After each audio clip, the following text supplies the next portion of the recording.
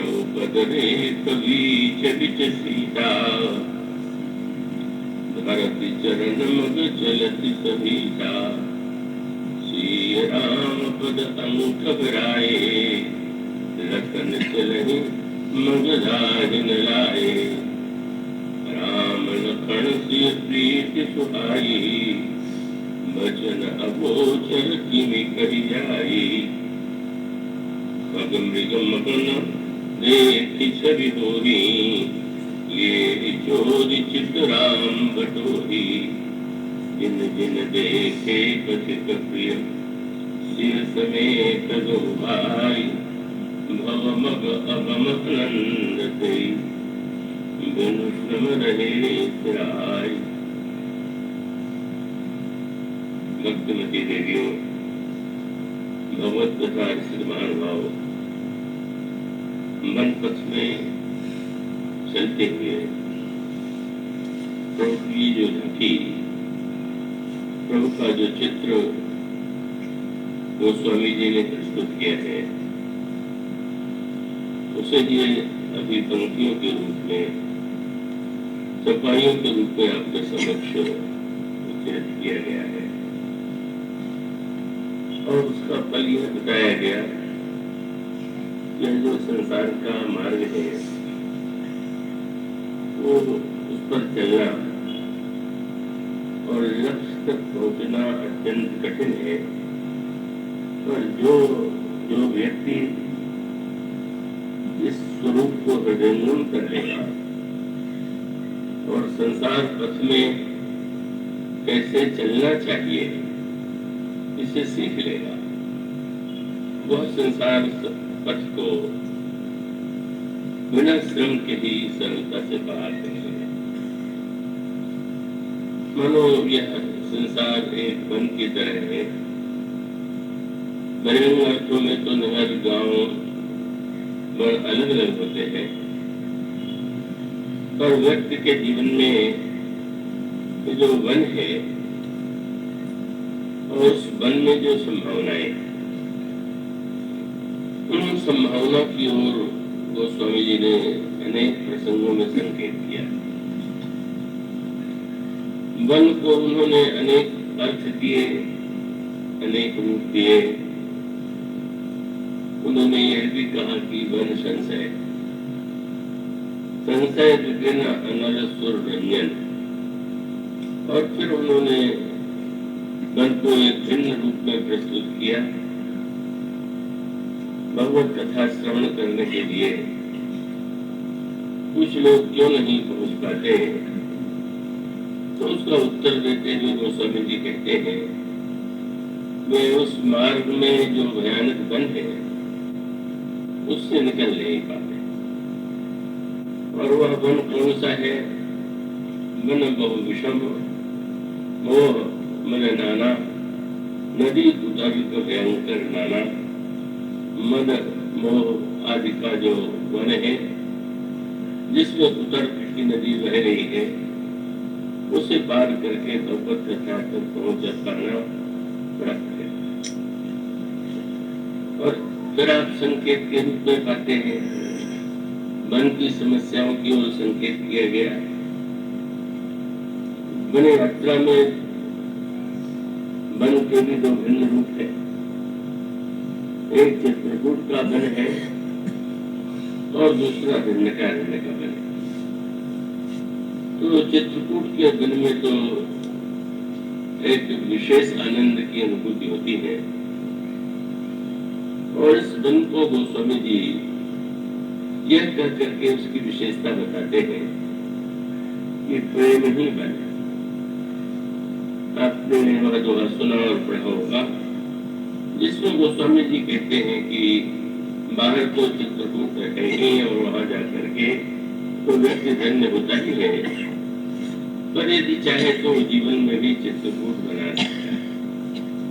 और उन्होंने ये संकेत किया कि जैसे चित्रकूट में पर्वत है, जिनकी कामदगिरी की परिक्रमा हम करते हैं, आप जो जाते हैं करते होंगे, वहां पर नदी बह रही है, तो तो गोस्वामी जी कहते हैं कि पर्वत क्या है, नदी क्या है और फिर वो वन क्या है। तो आपने वह जो पढ़ा होगा जिसमें वे कहते हैं कि ये जो राम कथा मंदाकिनी, वहाँ मंदाकिनी नदी बहती है। इसी तरह से श्री राम की कथा यदि कहीं प्रवाहित हो रही है तो वही मंदाकिनी नदी। और वहाँ जो पर्वत है, पर्वतों की विशेषता होती है कि वो सरलता से हिलते नहीं है, स्थिर रहते हैं। इसी प्रकार से इस दोहे में कहा गया कि भगवान की कथा की मंदाकिनी का आनंद तो यही ले सकते हैं जिनका चित्त शांत है, जिनका चित्त अचल है। और उस दोहे में गोस्वामी जी इसकी ओर संकेत करते हुए कहते हैं, राम कथा मंदाकिनी चित्तकूट चित्त चारु। व्यक्ति का जो चित्त है वही मानो चित्तकूट है। और ये वन क्या है? तुलका तुलसी सुभग स्नेह बन, ये रघुवीर विहार। प्रेम वन है, कथा मंदाकिनी है और चित्रकूट का पर्वत अचल चित्त है। और जैसे चित्रकूट में प्रभु निवास करते हैं, इसी प्रकार से जो व्यक्ति कथा को प्रेम पुरस्कार अचल चित्त से श्रवण करता है, उसके हृदय में भगवान विराजमान होते हैं, निवास करते हैं। तो वन का एक पक्ष वो भी है जो परम कल्याणकारी है। वन का जो यह पक्ष है उतना उत्कृष्ट है। इसी वन में श्री भरत और भगवान राम का मिलन होता है। अयोध्यावासी और मिथिलावासी भी यहाँ पहुंचकर प्रभु का दर्शन करके धन्य होते हैं। और दूसरा वन दंडकारण्य का वन है, जहाँ पर खरदूषण और त्रिशरा का निवास है, जहाँ शूर्पणखा का निवास है। और दूसरी ओर वहाँ पर शबरी का भी निवास है, वहाँ अगस्त का भी निवास है। एक वन दंडकारण्य का वन है। और ये दंडकारण्य का वन जो है वो संशय का वन है। इस वन में ही सती जी के हृदय में संशय उत्पन्न होता है। और सीता जी के चरित्र में भी प्रभु यह स्पष्ट दिखाना चाहते हैं संसार के हम सब व्यक्तियों को कि जब हमारे हृदय में संशय उत्पन्न होता है तो हम ईश्वर से दूर हो जाते हैं। तो मानो यहाँ पर ये संशय का वन है। और रावण का जो वन है उसके लिए तीनों शब्दों का प्रयोग किया गया, वन, वाटिका और उपवन। तो ये रावण मूर्तिमान मोह है, तो ये मोह का वन है। और रावण जब जनक नंदनी सीता का हरण करके ले जाता है तो इस मोह की वाटिका में भी, वाटिका में ही वह जनक नंदनी सीता को स्थापित करता है अशोक वृक्ष के नीचे।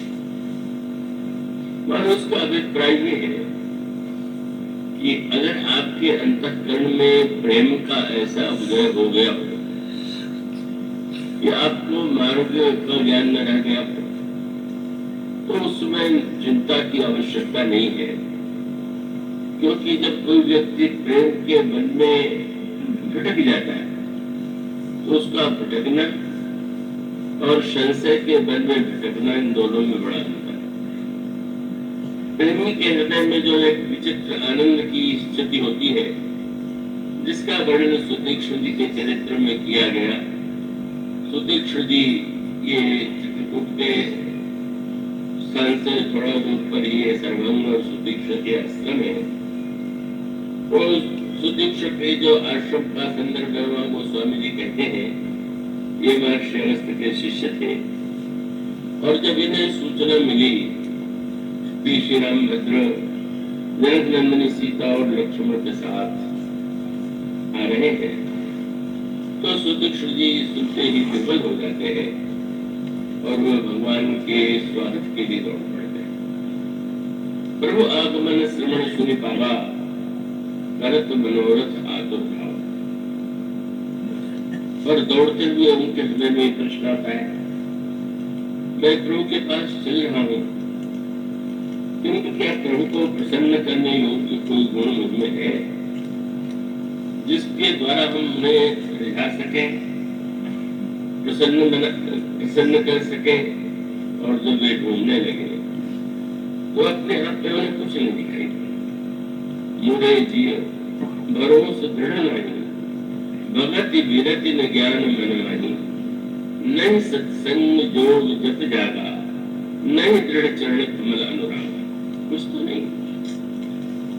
तो फिर वो किस बल से तुम वहां जा रहे हो? तो उन्होंने कहा कि मेरे पास तो कोई ऐसा गुण नहीं है, पर मैंने प्रभु के स्वभाव के विषय में सुना है कि जिस व्यक्ति को किसी अन्य आश्रय की उपलब्ध नहीं है, वो दूसरे का आश्रय नहीं पा सकता है, उसे वे बड़ी उदारता से अपना लेते हैं। और यह ध्यान आते ही उनकी दशा बड़ी अनोखी हो गई, बड़ी अद्भुत हो गई। और उस स्थिति में वे वन का मार्ग भूल गए। तो मोह के वन में, संशय के मार्ग में भी व्यक्ति भूल सकता है, और प्रेम के वन में भी वो स्थिति आ सकती है। पर प्रेम के वन की विशेषता ये है कि प्रेम के वन में एक कर्म है। पहले तो सुदीक्षण जी को दिशाओं का ज्ञान नहीं रह गया, कौन पूरब है, कौन पश्चिम है, कौन उत्तर है, कौन दक्षिण है। पहले तो सुनने को मिला था कि प्रभु इस मार्ग से, इस दिशा से आ रहे हैं, तो दिशा का ज्ञान भी नहीं रह गया।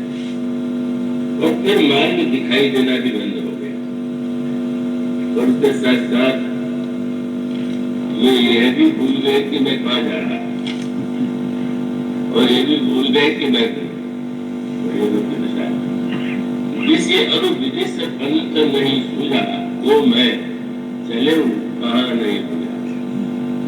मैं कौन हूँ, मैं कहाँ जा रहा था, किस दिशा में, किस मार्ग में मैं बढ़ रहा था, विस्मृत हो गया। उस संशय में जो एक भटकाव होता है वह अत्यंत दुखद है।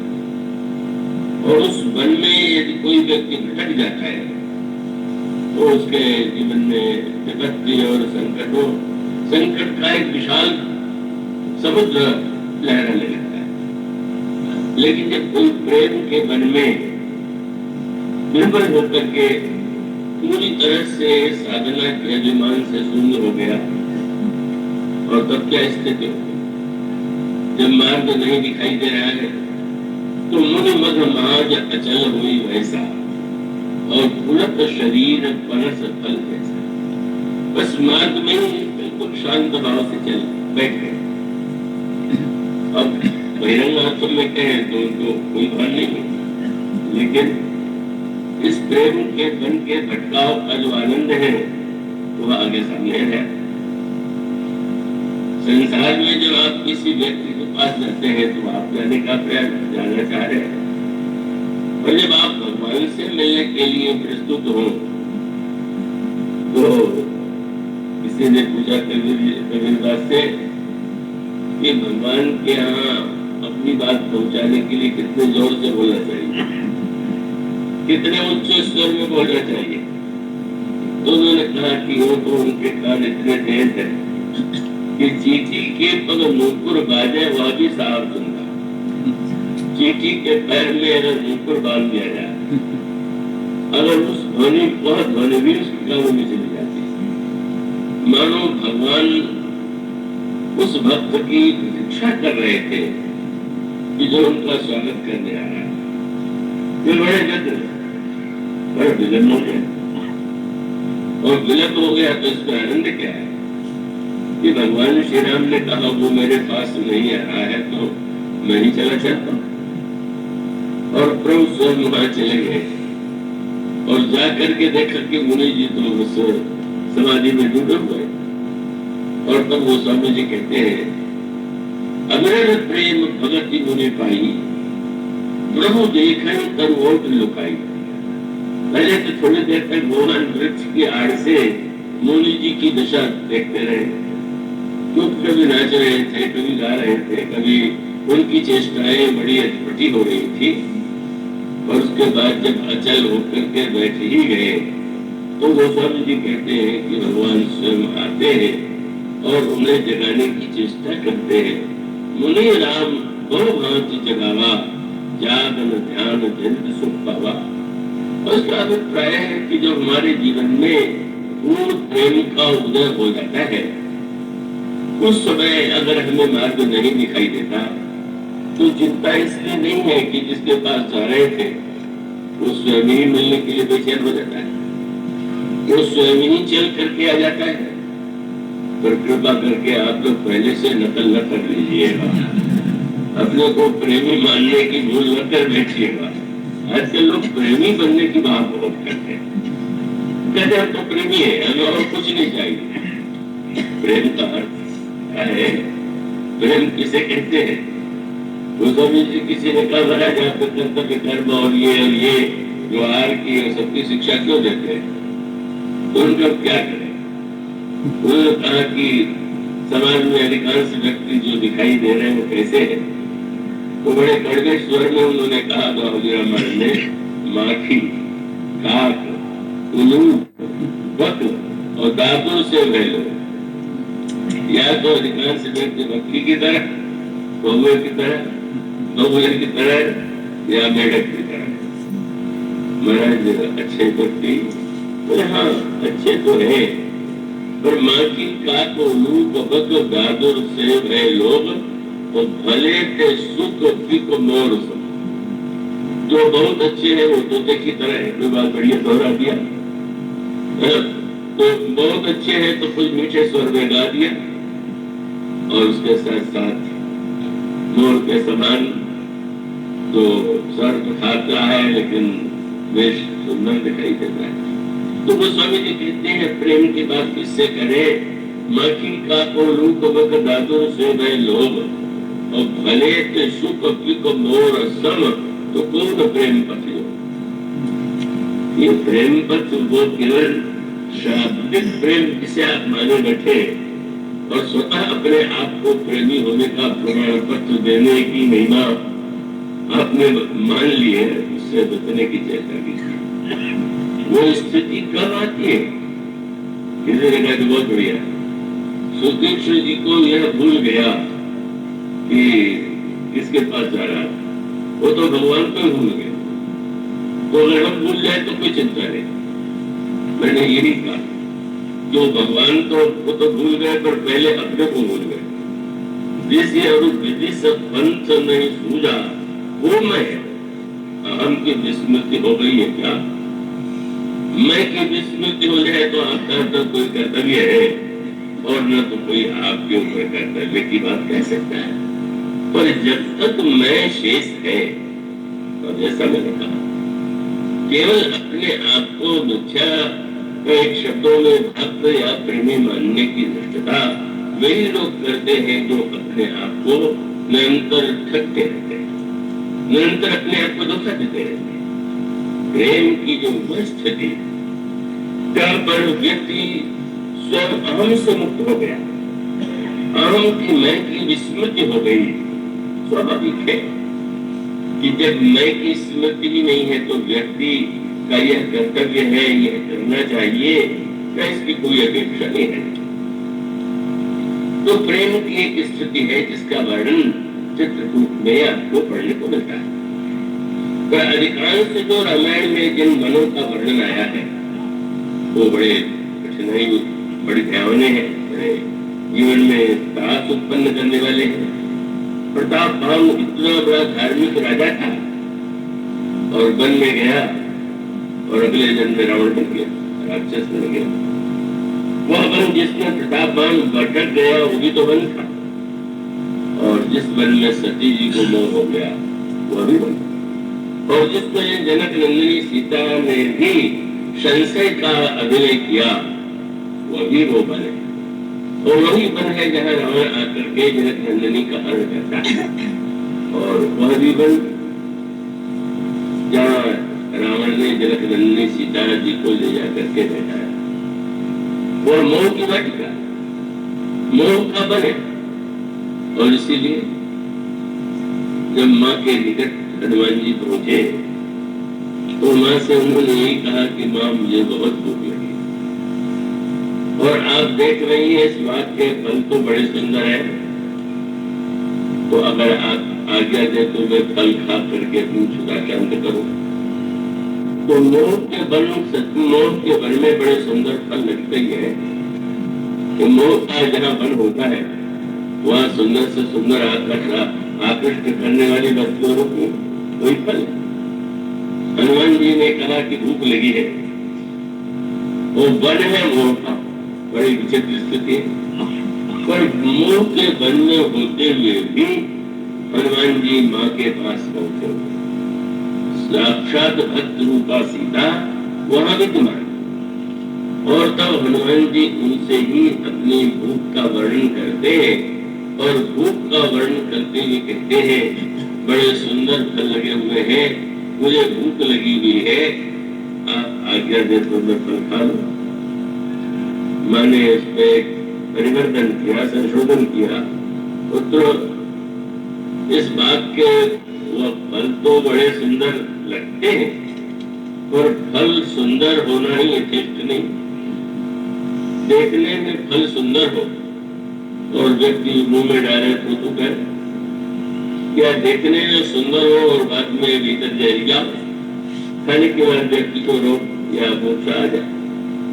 तो इसलिए सुंदरता तो बाहरी वस्तु है, मधुरता ही भीतरी वस्तु है। तो मधुरता क्या है? ये तो फल में मधुरता, जो फल मधुर होता है वो स्वादिष्ट लगता है।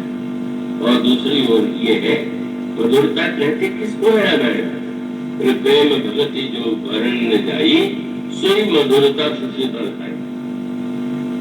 मोह के बाग में भी जो सुंदर फल है उसमें मिठास तब आवेगी जब उसमें भक्त की मधुरता। हम सब संसार में रहते हैं, मोह वन में रहते हैं, आकर्षक वस्तुएं सामने होती हैं, उनको पाने की इच्छा होती है, और माँ कहती है कि इस वन में भी क्षुधा शांत की जा सकती है, लेकिन उसके लिए पहले उसे मधुर बना लेना चाहिए। मधुर बनाने का उपाय क्या है? रघुपति चरण हृदय कर तात मधुर फल का, भगवान के चरणों का स्मरण करो, उनका ध्यान करो, उन फलों को अर्पित करो, और अर्पित करने के बाद तुम उसका आनंद लो। और हनुमान जी ने सचमुच वाटिका के फल खाए, पर एक बड़ा विचित्र कार्य किया। तो वो था कि हनुमान जी बाग उजाड़ डालते हैं। किसी ने हनुमान जी से पूछा, बंदरों ने, कि आपने माँ से केवल फल खाने की आज्ञा मांगी थी, बाग क्यों उजाड़ दिया? हनुमान जी ने कहा, मैं समझ गया, अगर बाग बना रहेगा तो मैं तो भगवान को भोग लगा के फल खाऊंगा, पर बाद में राक्षस रावण को तो भोग लगाएंगे, इसे इस बाग को उजाड़ दो, न बाग रहेगा और न तो रावण और राक्षसों के तृप्ति का वो साधन बने।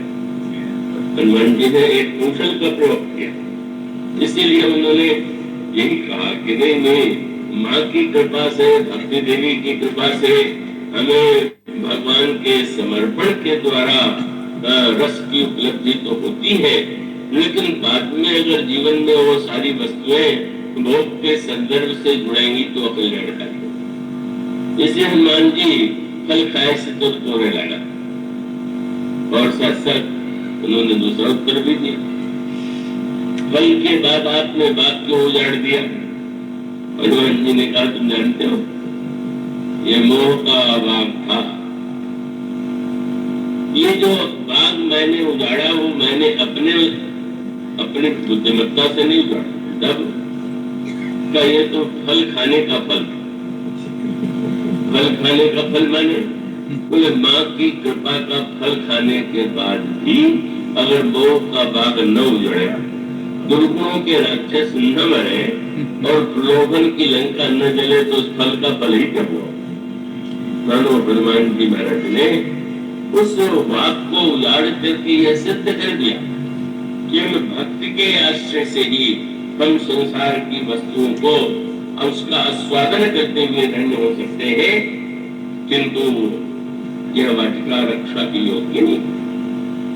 तो अब मान लीजिए जीवन है तो उसमें अनेक अवसर आते हैं, कभी मोह आता है, कभी अहंकार आ जाता है, कभी संशय उत्पन्न हो जाता है। ये जितने बलों का वर्णन है ये हमारे आपके हृदय में ही समय समय पर उठाते बढ़ते और उस पर हमारे जीवन में भटकाव आ जाता है।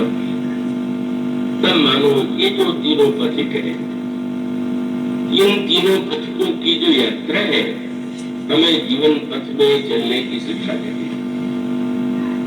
प्रेम के बल की बात तो एक महत्वपूर्ण संदर्भ है, पर यहाँ चलने की पद्धति क्या होनी चाहिए? इस वन में हम किस पद्धति से चले, समाज में व्यवहार करते हुए हमें किस बात का ध्यान रखना चाहिए? और तब गोस्वामी जी इस प्रसंग में कहते हैं कि आगे तो श्री राम, लक्ष्मण जी पीछे और जनक नंदनी सीता बीच में। जनक नंदनी शक्ति, जनक नंदिनी जो है वो आदि शक्ति है। सारे संसार का निर्माण उनके द्वारा होता है, पर स्वयं उनका परिचय ही करके देते हैं कि आदि शक्ति देही जग उपजाए। पर वो महाशक्ति जो सृष्टि का सृजन करती है वो कैसे चलती है? उनकी दृष्टि नीचे, और नीचे चलते हुए सीता जी निरंतर भगवान राम के चरण की जो रेखाएं पृथ्वी पर अंकित हो गई वो निरंतर सरल रहती है कि ऐसा न हो कि प्रभु का जहां पर चरण चिन्ह पृथ्वी पर है वहीं पर मैं चरण अपना रख दूं, मैं रख दूंगी तो प्रभु का चरण चिन्ह मिट जाएगा। और उसके पश्चात लक्ष्मण जी का कार्य और कठिन है। सीता जी जब चलती हैं तो भगवान राम के जो दो चरण चिन्ह बने हुए हैं, आगे का पग और पीछे का पग, उसके मध्य में सीता जी अपना पैर रख के चल रहे। और लक्ष्मण जी का कार्य और भी कठिन, क्योंकि भगवान राम के पग के अंतराल में तो सीता जी चल रही, अब लक्ष्मण जी क्या करें? उनको तो भगवान राम ही नहीं, सीता जी के चरण चिन्हों की मर्यादा का भी तो ध्यान रखना है। तो गोस्वामी जी ने कहा, उन्होंने बहुत श्रेष्ठ कला का उपयोग किया। अगर वे ठीक पीछे चले तो स्वाभाविक है, भगवान राम का चरण चिन्ह बना हुआ है, रेखाएं हैं, उसके अंतराल में सीता जी के चरण चिन्ह और रेखाएं हैं। अब फिर चाहे भगवान राम के चरण चिन्ह मिटेंगे, चाहे सीता जी का चरण चिन्ह मिटेगा। इसलिए लक्ष्मण जी ने पीछे चल करके भी ठीक पीछे नहीं चले, तब सीता और राम जी को दाहिने करके थोड़ा सा हट गए। सी राम गोस्वामी प्रभुपद रेख बीच बिच सीता, धरती चरण मुख चलत सभीता, सी राम पद अंक बराए, लखन चलहि मद दाहिने। फिर लक्ष्मण जी दोनों को दाहिने करते हुए चल रहे, और वो सजग है कि किसी तरह से भी मेरे चरणों के द्वारा उन दोनों की रेखाओं या अंक जो प्रभु के चरणों के बने हुए हैं उसका अतिक्रमण। और संसार में रेखा का बड़ा महत्व है, पर जैसा मैंने कहा था, हस्तरेखा के प्रति लोगों की बड़ी रुचि है। कोई हस्तरेखा विरुद्ध हो तो बुरा नहीं मानेंगे कि मैं उनके कार्य की निंदा कर रहा हूँ। हस्तरेखा भी ज्योतिष का एक विद्या है, लेकिन हस्तरेखा के द्वारा अगर कोई दुर्भाग्य है या हस्तरेखा में कुछ अच्छी और बुरी बातें हैं और वो सही बता रहा है कि सही नहीं बता पा रहा है,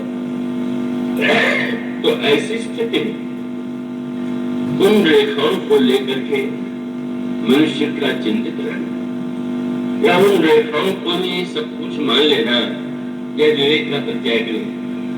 आप इतने भाग्यवादी मत बन जाइए, आप इतने रेखावादी मत बन जाइए। आप ग्रह नक्षत्रों को स्वीकार करते हुए भी अपने जीवन में कहीं ऐसी स्थिति उत्पन्न न कर ले जैसे कई लोग दिखाई देते हैं, और वो जो दिखाई देते हैं वो एक प्रकार से मानसिक रोग से ग्रस्त हो जाते हैं। और तब इसके सूत्र क्या है? मनो रामायण में संकेत आता है, मंत्रा जब कैकेयी जी को भड़काने के लिए जाती है तो पहले तो कैकेयी जी की भावना राम के प्रति बड़ी श्रेष्ठ है, पर मंत्रा जब ये कहती है कि मेरी योजना आप माने, राम बदल चुके हैं और अब भरत को राज्य मिले, ऐसी चेष्टा की थी।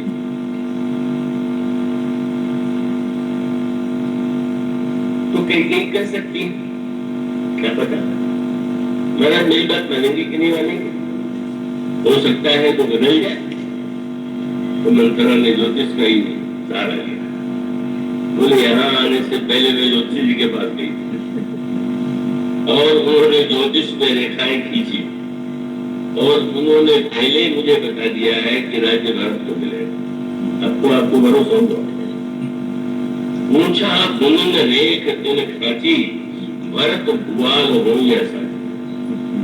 ज्योतिष का आश्रय लेकर के भी, रेखाओं का आश्रय लेकर के भी मंत्रा ने कैकेयी के हृदय में यह बात बैठा दिया कि रेखा के द्वारा भी भरत कहीं रहती जान पड़ता है।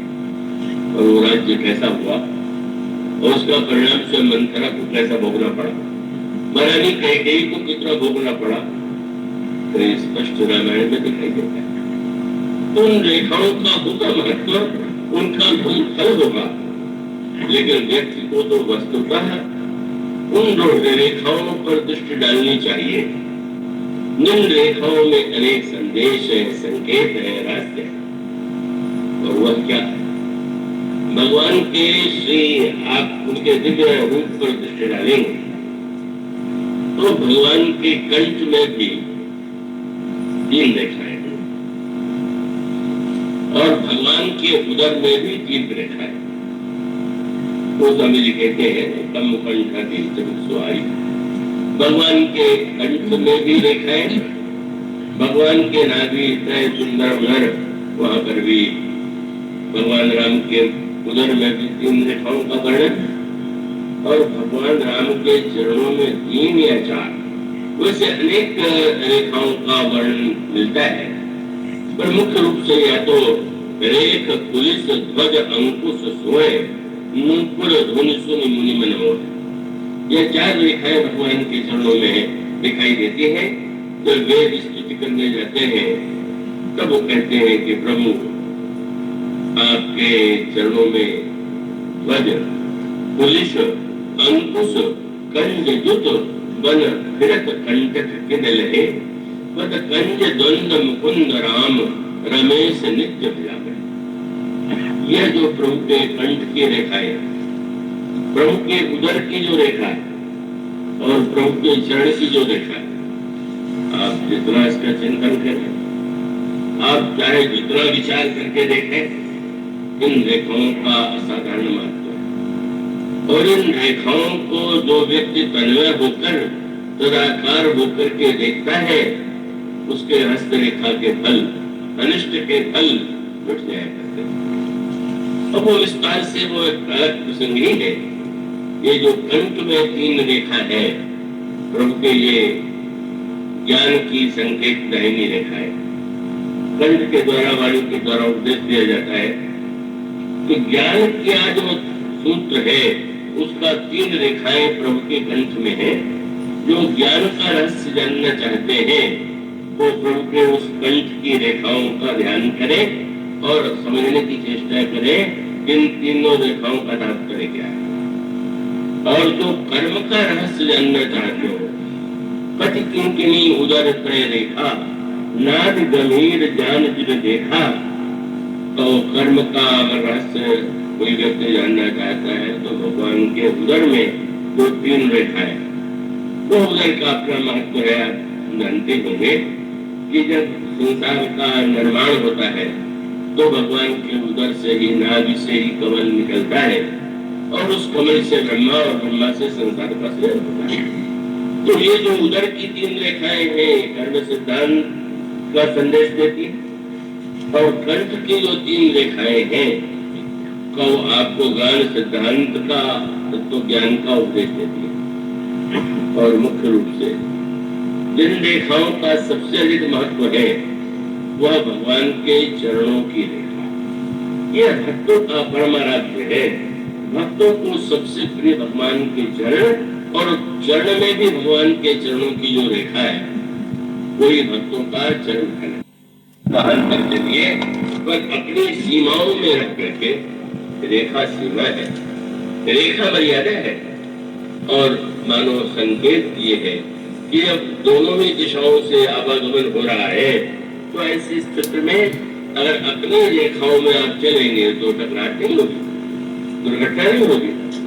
पर अगर उस रेखा को अपनाएंगे कितनी दुर्घटनाएं होती है, क्योंकि लोग उतावले इतने हैं, शीघ्रता इतनी है। मैं बम्बई गया तो एक दृश्य देख करके पहले चकित हो गया कि वहां कितना व्यंग्यात्मक दृश्य प्रस्तुत किया गया। एक स्तंभ बना हुआ था और जैसे कोई किसी महान बलिदानी का बना हुआ हो ऐसा बना हुआ।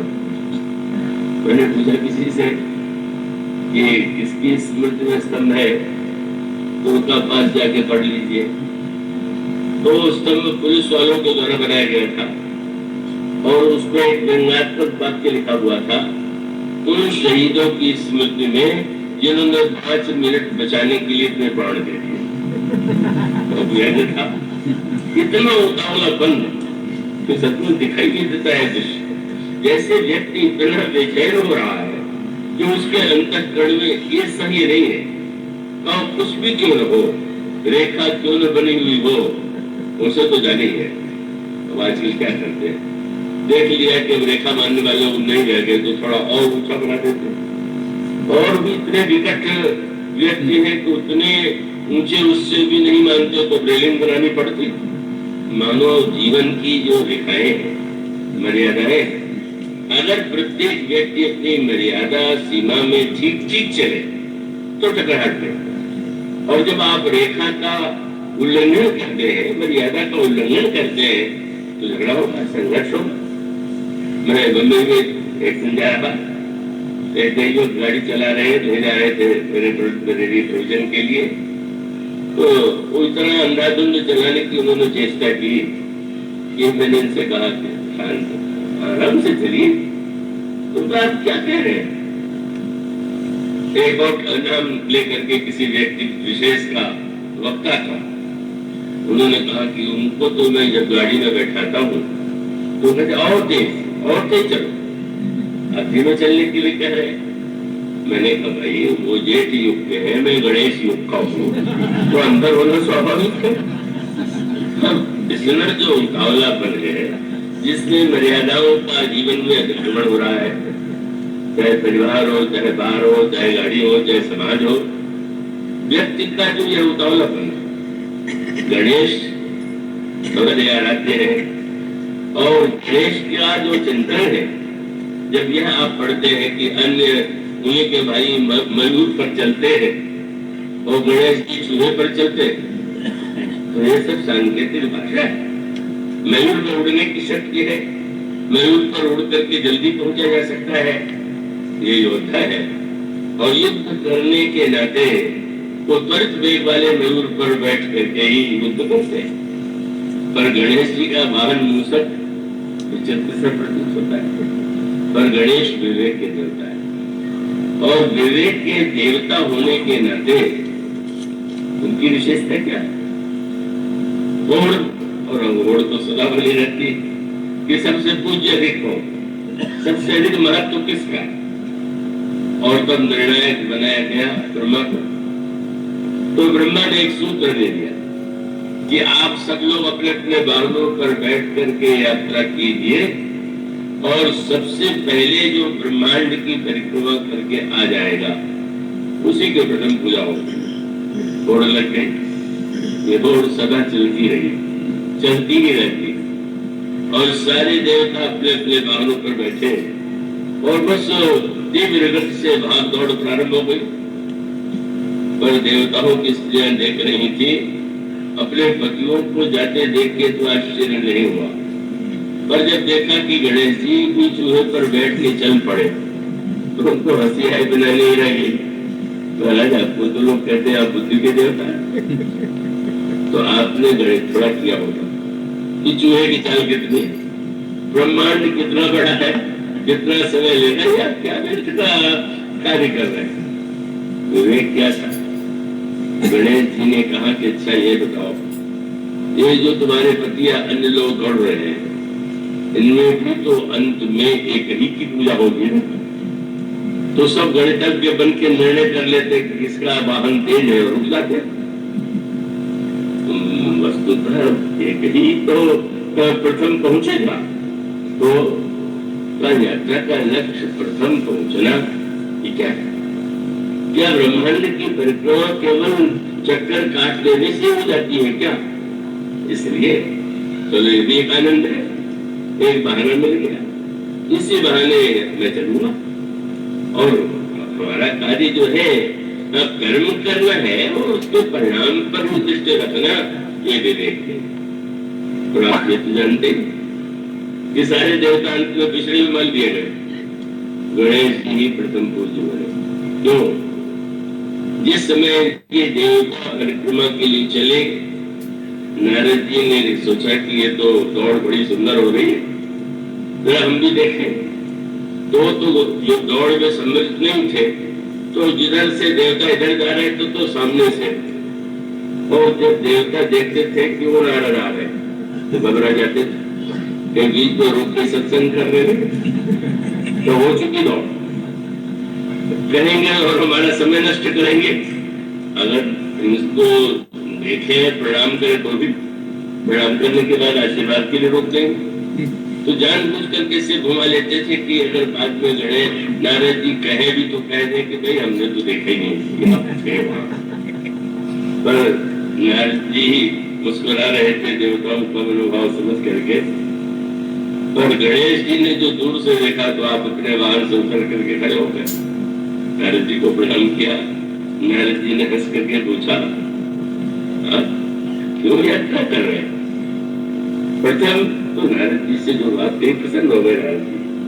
उन्होंने कहा कि महाराज कितना बड़ा फल हो गया, तीर्थ यात्रा के लिए चले तो यहाँ ब्रह्मांड के लिए जो तीर्थ भी मिलेंगे और तीर्थों को तीर्थ बनाने वाले संत भी मिलेंगे और आपका दर्शन होगा, तो बहुत बड़ा लाभ है। मानो समझ गए कि यह सचमुच विवेक के देवता है। केवल भागना, तीव्र गति से भागना, एक और टकराहट, संघर्ष, ये लगता है कि इसमें व्यक्ति कुछ तीव्र गति से प्रगति कर रहा है, लेकिन अंत में उस प्रगति का जो जीवन पर परिणाम दिखाई देता है, समाज पर, परिवार पर, वह तो उस प्रकार का नहीं होता है। और तब उन्होंने एक संदेश दिया। उन्होंने कहा आप मेरी बात मान लीजिए, आप राम नाम लिखिए और राम नाम की परिक्रमा कर लीजिए और जा करके बता दीजिए कि मैं ब्रह्मांड की परिक्रमा करके आ गया। नारद जी यह बात तो और देवताओं को भी बता सकते थे, परंतु किसी और देवता से ये कहा होता तुम राम नाम लिख करके परिक्रमा कर लो, तो उसको संदेह होता कि किसी से मिले हुए हैं, हम न जाए इसीलिए टालने के लिए चक्कर में डाल रहे हैं। ये परिक्रमा नहीं चक्कर में डाल रहे हैं कि तुम यही चक्कर परिक्रमा करो। नारद जी गणेश जी की विशेषता है, जितने विवेकी हैं उतने विश्वासी। आप कह रहे हैं, जब आप कह रहे हैं तो सत्य ही तो है। और सचमुच उन्होंने परिक्रमा की। मानो संकेत क्या था? वो जो अन्य देवता हैं वो केवल यही समझते हैं कि यात्रा और शरीर से परिक्रमा कर लेना ही परिक्रमा, पर उन्होंने शिष्यों को आदेश दिया बरगद का वृक्ष लाओ। और अनेक ऐसे व्यक्ति थे, शिष्य थे, जो मजदूरों को लेकर के कुड़ारे और फावड़े लेकर के बरगद का पेड़ लेने चले गए। पर एक शिष्य जो था सबसे पहले आ गया। तुम बिना बरगद लिए चले आए? नहीं गुरु जी हम लेके आए। कहाँ है? वो तो मेरी मुट्ठी में। आश्चर्य हुआ, बरगद और मुट्ठी में दिखाओ। उसने दिखाया बरगद का नन्हा सा बीज जो था वो समझ गए। अंत तो गत्वा सारा वृक्ष जो है वो तो बीज में ही समाया हुआ है। राम नाम ही ब्रह्मांड का मूल है, और जिसने राम नाम के रहस्य को जान लिया, उसको परिक्रमा कर ली, उसे नहीं सच्चे अर्थों में नाम प्रभाव जान गण राहु, प्रथम पूजित नाम प्रभाव। तो मनुष्य का अभिप्राय यह है कि मनुष्य के जीवन में प्रगति की बात कही जाती है। प्रगति की आवश्यकता है, पर ऐसी प्रगति न हो कि वो परस्पर प्रगति करने वालों का संघर्ष और युद्ध स्थल बन करके एक दूसरे की प्रगति को मिटाने की वृत्ति और दूसरे को गिराने की वृत्ति। मानो उसका एकमात्र उपाय क्या है? रेखा। बल्कि रामायण में उस रेखाओं को लेकर के ही एक बहुत बड़ा सूत्र प्रस्तुत किया गया। तो पहले तो उन रेखाओं पर थोड़ा एक किंचित दृष्टि डाल लें, और उन रेखाओं की गोस्वामी जी कहते हैं प्रभु के चरणों में 4 रेखाएं। अनेक रेखाओं का वर्णन है, पर रामायण में 4 रेखाओं का नाम दिया गया। भगवान के चरणों में एक तो झंडे का ध्वजा पताका का चिन्ह है, भगवान के चरणों में दूसरा चिन्ह वज्र का है, भगवान के चरणों में तीसरा कमल का है, भगवान ध्वज कुलिश और भगवान के चरण में अंकुश की रेखा। ध्वज कुलिश अंकुश कंद युद्ध वन फिरत कंटक किन्नल है, पद खंड द्वंद मुकुंद राम रमेश नित्य भजामहे। जीवन में पथ में चलते हुए चारों रेखाओं को देख के चलिए, चारों रेखाओं का रहस्य समझिए और तब चलना सीखिए। ये 4 रेखाएं 4 की मर्यादा है, और इनमें सब कुछ छिपा हुआ है, सारा संदेश छिपा हुआ है। और वो क्या है? उसका अभिप्राय यह है, भगवान के चरणों में ध्वजा की रेखा है, ये क्या है? भगवान के चरणों में अंकुश रेखा है। इन चारों की आवश्यकता समाज में प्रत्येक व्यक्ति के जीवन में, ध्वजा हो, अंकुश हो, वज्र हो और कमल हो, और चारों में जो संदेश है उसको जीवन में उतार ले, चेष्टा करें। और उसका अर्थ क्या है? यह जो प्रभु के चरणों में ध्वजा है, रामायण में आप उसका अर्थ धर्म रथ के प्रसंग में आपको पढ़ने को मिलेगा। प्राचीन काल में जो योद्धा होते थे, युद्ध करते समय उनके रथों के ऊपर ध्वजा और पताका फहराती थी, और उसके अलग अलग चिन्ह रहा करते थे। तो भगवान श्री राम ने विभीषण से ये कहा, विभीषण ने कहा महाराज रावण जैसे शत्रु को जो इतना शक्तिशाली है, रथ पर बैठा हुआ है, कवच है, आप अपने चरणों में जूते नहीं है, रथ का कहाँ प्रश्न है, आप कैसे हरा देंगे? तो प्रभु ने यही कहा कि मित्र क्या तुम समझते हो कि मेरा युद्ध किसी व्यक्ति को हराने के लिए, मेरा युद्ध क्या किसी व्यक्ति को मिटाने के लिए? अगर ऐसा होता तो तुम्हारे भाई रावण को बाली ने भी हरा दिया, तुम्हारे भाई रावण को शास्त्रार्जुन ने भी हरा दिया। मित्र, मेरा युद्ध व्यक्ति के विरुद्ध नहीं है, मेरा संघर्ष जो है तो वो तो नहीं प्रकार का युद्ध है। और तुम यही संकेत परशुराम जी के प्रसंग है। परशुराम जी ने बार बार कहा कि तुम तो बड़े क्षत्रिय माने जाते हो, क्षत्रिय वंश में जन्म हुआ है, और मैं स्पष्ट बता देना चाहता हूँ कि वह क्षत्रियों का विरोधी, विश्व विदित क्षत्रिय कुलद्रोही।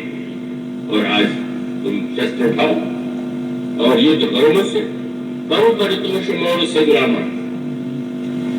प्रभु ने नहीं युद्ध शस्त्र नहीं उठाया। आश्चर्य, क्षत्रिय ललकारने पर भी नहीं लड़ने को तैयार हो। युधिष्ठिर थे, दुर्योधन ने ये के लिए बुलाया तो ऐसे धर्मराज थे कि क्यों चले गए? बोले क्षत्रिय का धर्म है कि कोई ललकारे तो ललकार स्वीकार करना चाहिए। दुर्योधन ने जुए के लिए ललकारा, इसलिए मैं चला गया। हमारे धर्म जुए की जो आपको जिस बात के लिए लकार दे आपका लड़ना धर्म है, और उस जुए के धर्म ने जो सर्वनाश किया उससे आप करते थे। भगवान राम से परशुराम जी कहते हैं तुम लड़ो और या तो तुम ये जो तुम्हारा राम नाम है उसको छोड़ दो। भगवान राम ने यही कहा कि मेरा युद्ध से क्या होगा, एक व्यक्ति जीतेगा हारेगा। तो प्रभु ने कहा कि महाराज जो निर्णय में पहले कर देता हूँ क्या, मेरे सब प्रकार हम तुमसे न हारे, क्षमो विप्र अपराध हमारे, हमारी तुम्हारी सरबरी कसन था, कहो न कहा चरण कह था, राम मात्र लघु नाम हमारा, परसु सहित बड़े नाम तुम्हारा, देव एक गुण धनुष हमारे, 9 गुण परम पुनीत तुम्हारे। आश्चर्य। भगवान राम कहते हैं हम तो हर प्रकार से आपके प्यारे हुए, पर बाद में परशुराम जी समझ गए भगवान राम की जो यात्रा है, इस यात्रा में भगवान राम विश्वामित्र के साथ कैसे गए, भौतिक रथ पर बैठ के नहीं गए, महाराज दशरथ के रथ पर बैठ करके नहीं गए, धर्म रथ पर बैठ करके ही भगवान ने मिथिला तक की यात्रा की। और धर्म रथ की जो सर्वोच्च उपलब्धि थी वो परशुराम प्रसन्न जब चले थे तो कैसे, बोले पुरुष सिंह दो वीर हर्ष चले भयारण, और वही सौरज धीरज वीर है और उसके साथ साथ कृपा सिंधु मकरी रथ का बढ़िया चल। और अंतिम धर्म रथ में पताका कौन सी, भगवान कहते हैं विभीषण सत्यशील दृढ़ ध्वजा पताका, जीवन में सत्य और शील की ध्वजा फहराते रहना चाहिए, यही धर्मरथ पर बैठने का फल है। और आपने देखा अंत में कौन जीता, भगवान ने कहा मैं हार स्वीकार करता हूं, पर बाद में परशुराम जी को आश्चर्य हुआ कि ये क्या बात है, और तब उन्होंने कहा कि तो मुझे संदेह हो रहा है, तो मेरे पास एक धनुष है, तुम उसको विष्णु के धनुष को खींच करके चढ़ा दोगे तो मैं समझ लूंगा कि पूर्ण अवतार हो गया, मेरा कार्य पूरा हो गया। परशुराम जी ने धनुष उतारा, पर भगवान राम ने हाथ भी नहीं उठाया धनुष लेने के लिए। आश्चर्य। पर परशुराम जी ने अगले क्षण देखा कि धनुष जो है वो स्वयं उनके हाथ से निकल करके श्री राम के पास चला गया, बिना चढ़ाई चढ़ गया। और तब उन्होंने प्रसन्न मन से हारे हुए की तरह, आप जब किसी को हराते हैं तो उसके मन में आपको हराने की इच्छा होती है। भगवान राम ने नया युद्ध किया कि उन्होंने कहा मैं हार गया, और जिसको हराया जो सचमुच हारा उसको ये लगा ही नहीं कि मुझे हराएगा। भगवान की भरी सभा में स्तुति करना कितनी महानता है परशुराम जी। जिस क्षत्रिय का विरोध करने की बात कहते थे, एक क्षत्रिय कुमार की स्तुति कर रहे, और तब उन्होंने कहा मैं समझ गया कि तुम लड़ रहे थे और तुम्हारा लड़ना दिखाई नहीं दे रहा। और तब उनका शब्द क्या था, जय रघुवंश बनज भन भानु गहन धनुज कुल गहन कृषाणु। तुम्हारी लड़ाई चल रही थी पर मेरे शस्त्र नहीं तुम चला रहे थे। तब बोले जय मद मोह दोह प्रमाद, तुम मद के विरुद्ध लड़ाई लड़ते हो, मोह के विरुद्ध लड़ाई लड़ते हो, क्रोध और बुराइयों के विरुद्ध लड़ाई लड़ते हो। क्या बढ़िया तुमने लड़ाई लड़ी कि धनुष पर बाण नहीं चढ़ाया और तुम जीत गए। पर जीतने के बाद भी जब तुम इतना झुक करके ही चरणों के रज लेने की बात करते हो तो मैं समझ गया धर्मरथ की ध्वजा क्या है, बोले सत्यशील दृढ़ ध्वजा पर जीवन में शील की रेखा हमेशा बनाए रखिए। शील को ये जो भगवान के चरणों की ध्वजा है व्यक्ति को बताती है, शील रहित होकर के यदि आप व्यवहार करेंगे तो आप दूसरों को कष्ट देंगे, दूसरों की भावना की अवहेलना करना, अहंकार का प्रदर्शन, ये संसार में संघर्ष को निमंत्रण देना। इसलिए जब वो स्तुति करते हैं भगवान राम की विजय धनुष तोड़ देने में नहीं, धनुष टूट जाने के बाद भी जो हारा हुआ अपने को कहे और जो अपने शील के द्वारा। तो भगवान राम का जो स्वरूप देख करके उन्होंने कहा, विनय शील करुणा गुण सागर जयति वचन रचना अतिनागर। तुम कितने शीलवान हो और तुम वचन रचना में कितने निपुण हो कि तुमने सब कुछ जो है किस विनम्रता से, किस शील से तुमने मेरे अंतःकरण को संतुष्ट कर दिया। मुझे अपमानित तुमने नहीं किया, अनादरित करने की चेष्टा नहीं किया। राम तुम्हारी जय। यह जय शब्द मानो वह जय है कि जिसमें किसी की पराजय नहीं। तो मानो जिस व्यक्ति के जीवन में चलते हुए श्री राम के इस पताका शील की जो धरा है उसका ध्यान आता रहे, तो निश्चित रूप से व्यक्ति संसार पथ में चलता हुआ दूसरों के कष्ट को दूर करेगा, पीड़ा को दूर करेगा और वह धन्य हो जाएगा, दूसरों को भी धन्य बनावेगा। आज इतना